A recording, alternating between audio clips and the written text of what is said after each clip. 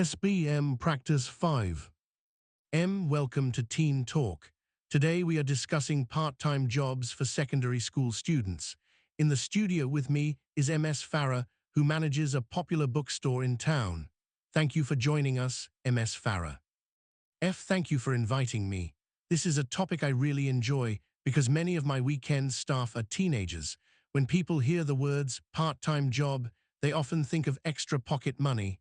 That is true, but there is much more to it. A part-time job can teach young people how the real world works and help them grow as individuals.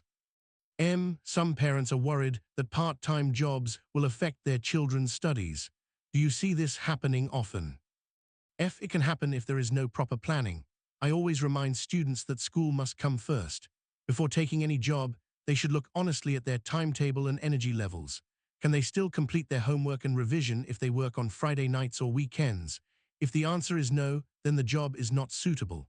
However, when working hours are reasonable and the student has support from parents, a part-time job can actually teach them how to manage time more wisely. What kind of benefits do teenagers usually gain from working with you at the bookstore? The first benefit is responsibility. They have to arrive on time, follow instructions, and finish tasks such as arranging shelves or handling payments. If they make mistakes, they learn to apologize and correct them. They also gain experience dealing with customers. At first, they are shy when someone asks for help. After a few weeks, they greet people more confidently, answer questions, and solve small problems on their own. These experiences slowly build their communication skills and self-confidence. Are there any challenges that teenagers should be prepared for? Yes, of course. A workplace is very different from a classroom. Students may need to stand for long hours, serve difficult customers, or work with colleagues of different ages. Sometimes they feel tired after school and still have to work a short shift. This can be challenging, but it also teaches them patience and self-control. I always tell them to speak up if something feels unfair or unsafe. A good employer will listen and try to find a solution. What advice would you give to students who are thinking about applying for a part-time job? First, they should discuss it with their parents and teachers. Together, they can decide how many hours are suitable and which days are best. Next, students should prepare a simple resume, even if they have no working experience yet.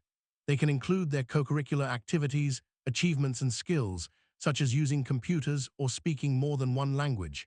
When they come for an interview, they should dress neatly, smile, and answer questions politely. Even if they do not get the job, the interview itself is a valuable lesson. Any final thoughts before we end? I would say that a part-time job is not for everyone, and that is okay. But for students who are ready and able to handle it, the benefits can be great. They learn to respect money because they know how hard it is to earn. They understand people better and become more independent. These qualities will follow them long after they stop working at the shop. Thank you, Ms. Farah, for sharing your experience with us. Thank you. I hope today's discussion helps students and parents make wise decisions about part-time work. SPM Practice 6. This is Youth Matters. Today we are talking about money, a topic that affects every teenager. In the studio with me is financial educator Enchik Hafez. Thank you for joining us. Thank you for inviting me. I meet many students in schools, and most of them say the same thing. Their pocket money disappears very quickly. Some do not even know where it goes. Learning to manage money early is important because the habits we form as teenagers often follow us into adulthood. Many students receive a fixed amount from their parents every week. What is the first thing they should do with it?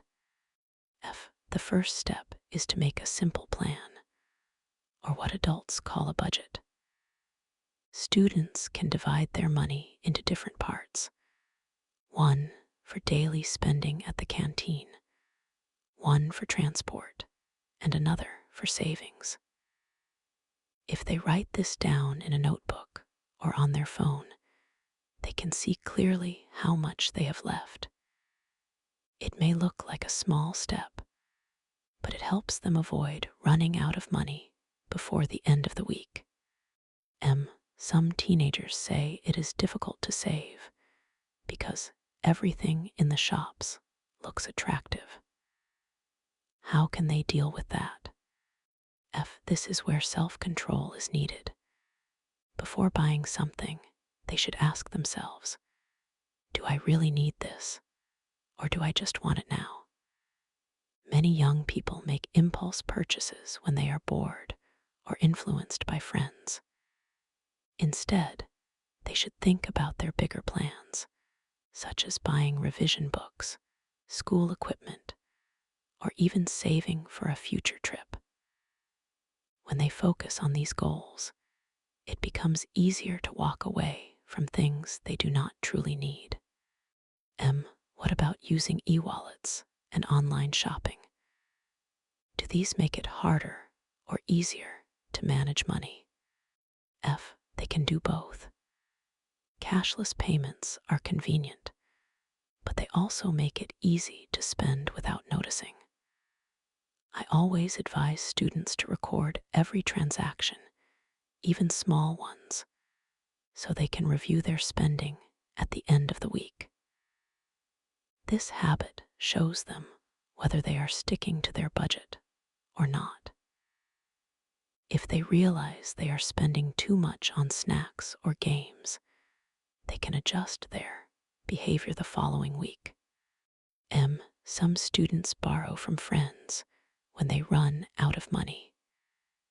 Is that a problem? Borrowing a small amount once in a while is not wrong, but it should not become a habit.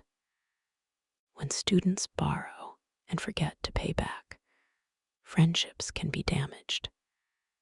It also teaches them to depend on others instead of planning ahead. I prefer to see teenagers building savings, even if the amount is small, so that they have something to use in emergencies. Before we end, what final advice would you give to teenagers who want to be smarter with money? I would tell them that managing money is not about being stingy. It is about making choices that support their dreams. If they learn to plan, save, and spend wisely now, they will be more confident when they handle bigger amounts in the future. The important thing is to start today with whatever pocket money they have. Thank you, Enchik Hafez, for sharing these ideas with us. You're welcome. I hope more students will see that they can be in charge of their money, not the other way round. SPM Practice 7. You're listening to Living Well. Today we are talking about exercise, something many teenagers say they have no time for. In the studio with me is fitness coach Madam Joyce. Thank you for joining us. Thank you for inviting me. I work with many secondary school students and the first thing they tell me is, "Teacher, I'm too busy to exercise." They have homework, tuition and co-curricular activities. But when we look more closely at their day, we usually find a lot of time spent sitting, scrolling on their phones or watching videos. So it is not just about being busy, it is about how they choose to use their free time. Why is regular exercise so important for teenagers? Teenagers are at a stage where their bodies are growing very quickly. Regular physical activity helps to strengthen their hearts, muscles and bones.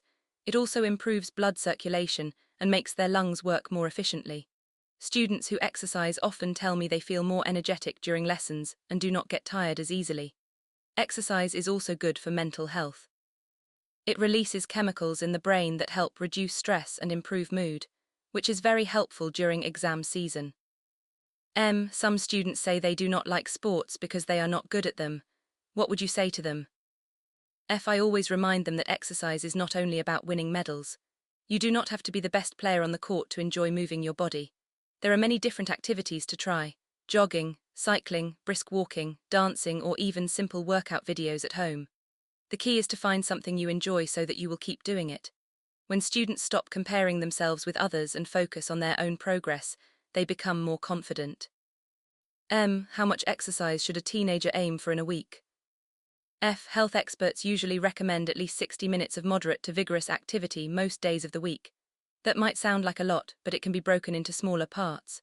For example, students can walk or cycle to school if it is safe, join games during PJK lessons, and spend some time after school playing badminton or doing simple exercises.